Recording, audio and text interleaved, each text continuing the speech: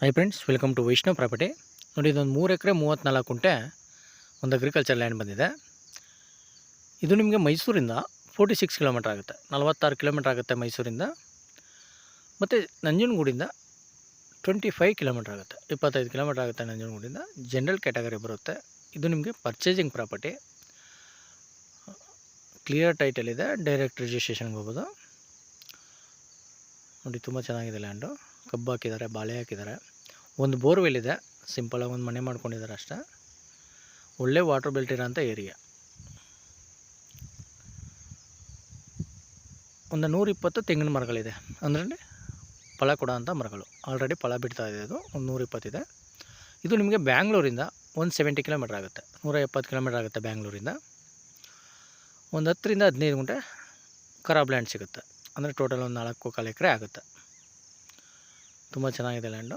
ಅಂದರೆ ಇದು ತಾರೋಡಿಂದ ನಿಮಗೆ, ಅಂದರೆ ವಿಲೇಜಿಂದನೇ 1 ಕಿಲೋಮೀಟ್ರ್ ಬರಬೇಕು, ಅಂದರೆ ಮೆಟ್ಲಿಂಗ್ ರೋಡು. ವಿಡಿಯೋ ಲಾಸ್ಟಲ್ಲಿ ತೋರಿಸ್ಕೊಡ್ತೀನಿ ರೋಡ್ ಯಾವ ರೀತಿ ಇದೆ ಅಂತ ನಿಮಗೆ.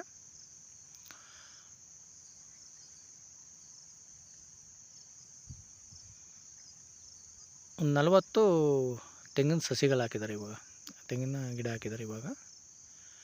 120 ಆಲ್ರೆಡಿ ಫಲ ಕೊಡ್ತಾ ಇದೆ, ಆಲ್ರೆಡಿ ಫಲ ಬಿಡ್ತಾ ಇದೆ. ಜನರಲ್ ಕ್ಯಾಟಗರಿ ಬರುತ್ತೆ, ಫುಲ್ ಎಲ್ಲ ಕೊಟ್ಟು ಇರಿಗೇಷನ್ ಆಗಿದೆ.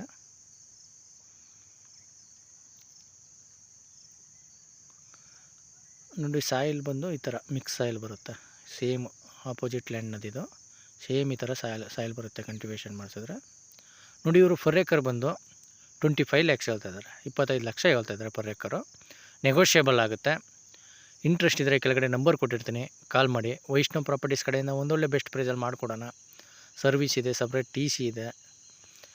ನೋಡಿ, ಇದು ರೋಡ್ ಬರುತ್ತೆ ನಿಮಗೆ, ಮೆಟ್ಲಿಂಗ್ ರೋಡು. 1 ಕಿಲೋಮೀಟ್ರು ಇದೇ ಥರ ರೋಡ್ ಬರುತ್ತೆ. ರೋಡ್ ಅಪ್ರೋಚಿಂಗ್ ಎಲ್ಲ ಚೆನ್ನಾಗಿದೆ, ತೊಂದರೆ ಏನಿಲ್ಲ. Okay, thank you friends.